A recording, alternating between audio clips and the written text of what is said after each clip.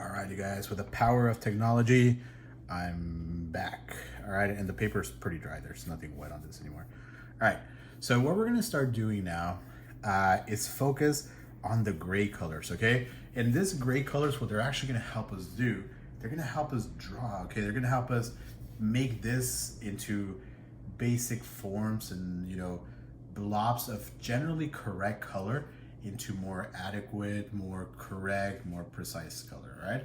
So what I'm gonna do is you have two options. If you wanna have fun, you mix your complementary colors. You wanna mix your oranges and your blues.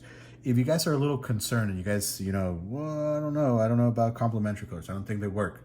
Then we have to have more faith in complementary colors, but they'll actually work. But you could also use your gray, all right? I'm not gonna use my gray. I'm gonna use my complements. I'm actually gonna make a gray from adding orange to the blue. So what happens here, my gray is not that flat. It's actually quite nice. It's quite exciting. It's not like a flat neutral ivory like this one. There's actually some color to this. It's still a little bit cold, all right? I'm using my round brush now. My round brush. I'm leaving my flats on the side, or my mop on the side, just for a little bit. And what I'm gonna do here is really fun and loose. I'm just gonna try to draw in some gray values. Okay, they don't have to be dark, all right? This is just the beginning. This is where we figure out our drawing. If you guys go dark and you commit, you guys don't have enough of a bridge to connect your shadows and your midtones, and you guys are gonna be in a messy world, okay? Really hard to get out of. It's like a hole. You guys are gonna be stuck in a hole, all right? So make sure that you guys are pushing boundaries, but you guys are not pushing too hard, okay?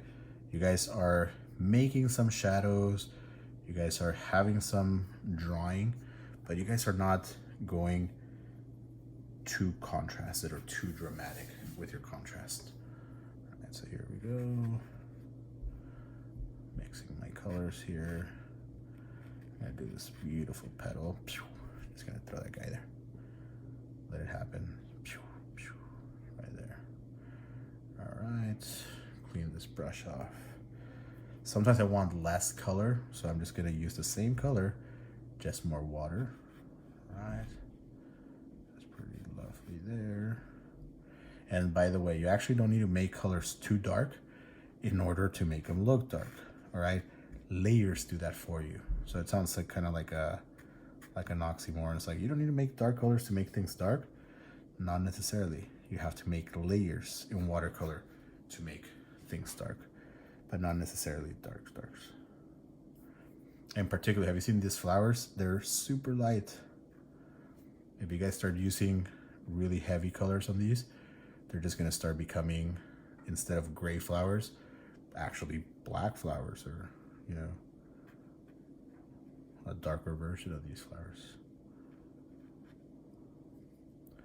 And I'm really having fun here. I'm mostly, like I said, I didn't do a crazy drawing, so I'm mostly sketching with my grays. I'm just kind of using them very gesturally.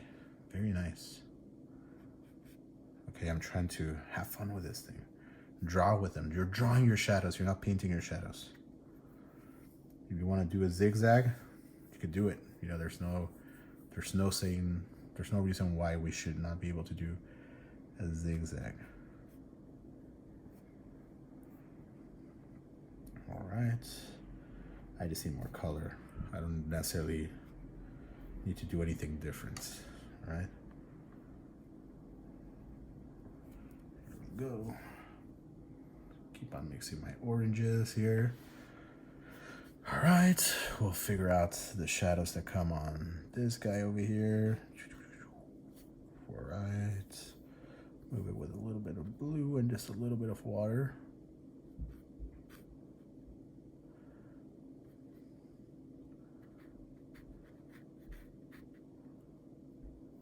Oops, that's a petal that actually cuts through there. I'm gonna have it cut. And you'll be surprised. Right now you might be freaking out. It's like, whoa, that color is way too dark. Why is he choosing that color?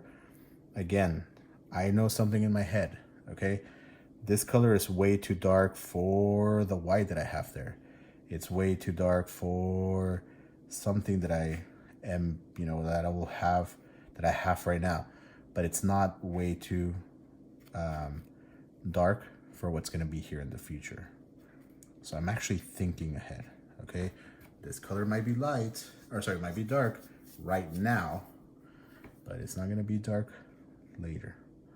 Once I start pushing in those really muddy, deep colors, all of a sudden these colors are gonna seem like the most beautifully nice colors you have ever seen.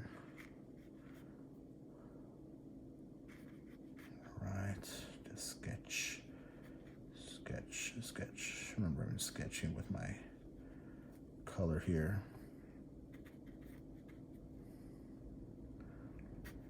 There's a little yellow, but there's also a lot of grays. So I like my left flower a little better. Yeah, they're both okay. Okay, they look like flowers, that's a good thing. But I do like my left flower better. So there you go. You guys have flowers. They're all done, beautifully made. Just a few colors. You might think this looks like a mess, okay? And it does look a little bit like a mess, but who's gonna expose my flowers?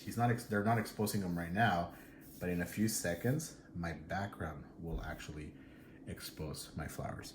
All right, so I'm gonna go on to the sap green. All right, let's go into the sap green, the ugly looking green. So I'm gonna go back to the same cadmium yellow, but this time I'm gonna grab French ultramarine, which has a little red. But if I wanna make this thing a little extra ugly, I'll add a little bit more red. I'm not gonna make it too ugly just yet, all right? I am gonna make it ugly, I promise you that, but I'm not gonna waste my card too soon. All right, I'm gonna move this guy around. Maybe a little too ugly. Yeah, let's make it a little nicer. And ugly's good, don't forget, ugly's real. That's usually the hardest thing that, you know, I have with some of my students, is every color that they make, they want it to be the most beautiful color in the world, and that's very surreal, okay? Most colors are actually gray or muddy. So if we're trying to make everything nice and rich, then we could come out with a very nice stylized piece, but it might not actually be real, okay? Just remember that. If you want that illusion of real color, you want to make sure that your colors are a bit muddy. Muddy has to do with reality. All right. I'm gonna try to finish this in this session, so I'm not gonna go too crazy on this picture. That said though, I'm not gonna try to do a bad job either, right? I'm just gonna try to get it done for you guys to see before we're done by today. By the way, this picture comes from an oil painting study. So it's an interpretation of a realistic oil painting, but I'm not trying to make it a photocopy of that oil painting. I'm trying to make it a watercolor. I'm trying to show you those nice washes. All right. There we go. A little green here. This green, I'm just gonna migrate over with some yellows and oranges. Just gonna migrate it into the flowers. You never want to have too many hard edges. You always want to have soft edges. That's what we call sfumato, or that's Italian for I'm losing the word right now. It's not, definitely it's like soft edges, but it's smoked edges, okay? So you're trying to do smoked edges, and not the tasty smoke, but the painting kind of smoke, right? So I try to lose a lot of my lines, and I'm gonna try to go into my cerulean grays. So I'm just gonna grab a little bit of red and the French ultramarine, And I'm gonna try to muddy my color a little bit. Almost like a greenish blue, but still on the blue family. You know, just a little green. I'm adding yellow ochre into it, so you don't see what I'm doing, but I'm actually bringing the yellow ochre into the picture. Now, I'm gonna start drawing with this color a little bit more, all right? I'm gonna make sure it's muddy. Yeah, it's pretty muddy for me. Oh, sorry, a little too muddy. All right, it's a little too green too. Just gonna make sure it's a little bit more blue. Here we go. So now, those little nice blues that we did before, now they're gonna be minorities. Okay, they're just gonna be little twinkles here.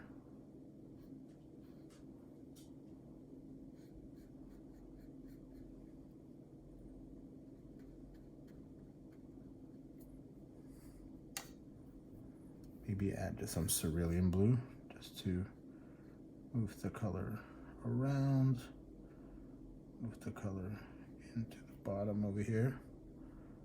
Then it has the lip that comes out somewhere over here. Then it comes back in. Don't forget, you guys, I am not done with this, okay? I'm still gonna build this layer up. One more layer for sure, okay? If you wanted to do something hyper realistic, which I don't recommend for watercolor, I like other mediums for that, but if you're gonna try to do something realistic, I would probably even build it up 5 or 7 layers, you know, just a bunch of layers. Right now, I'm trying to make something more stylized, or just more of a study, more than even stylized.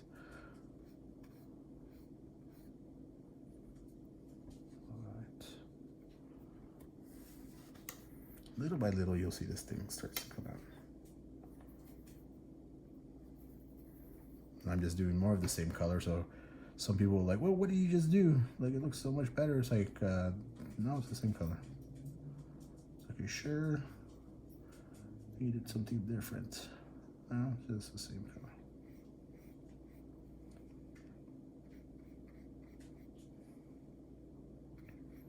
Are you sure, sure?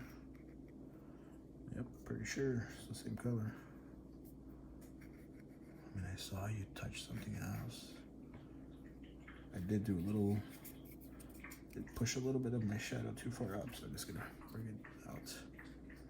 It's like, nope, same color. It's like, all right, it just looks so different over there.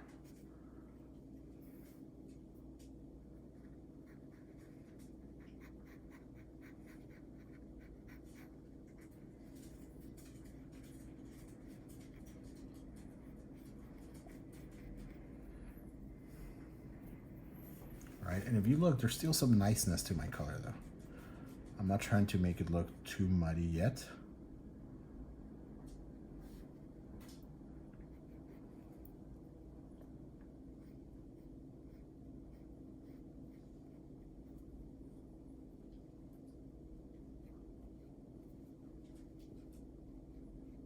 There we go.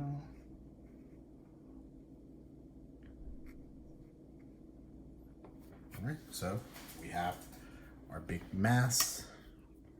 Remember, not our big mess. Well, we might have a big mess, but we really just have our big mess at this point. All right. Move my color around. Try to get some transitions. Get rid of that yellow just a tiny bit. All right, we're trying to get rid of this yellow. We're trying to get rid of this yellow. By the way, my dog is in the house, so if something sounds like a bark, that's him. All right? So, not to fear, it's just my dog.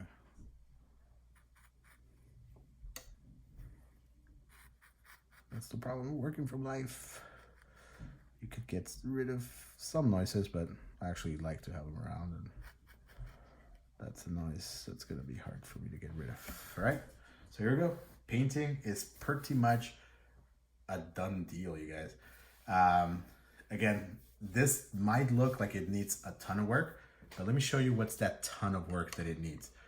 Again, with the powers of art and technology, I am gonna go ahead and I am gonna pause the video because I need to let this rest, and that's a matter of time. It's not a matter of anything. It's just kind of patience. You guys, if you have a little blow dryer and you're really impatient, you could definitely use that thing. I don't think we need a blow dryer, but if you guys are like, oh, I don't want to pause the video, then you guys need a blow dryer, okay? And I'm just gonna go ahead and move my color around just a tiny bit. All right, here we go. Pretty good. All right, you guys. So with the power of magic,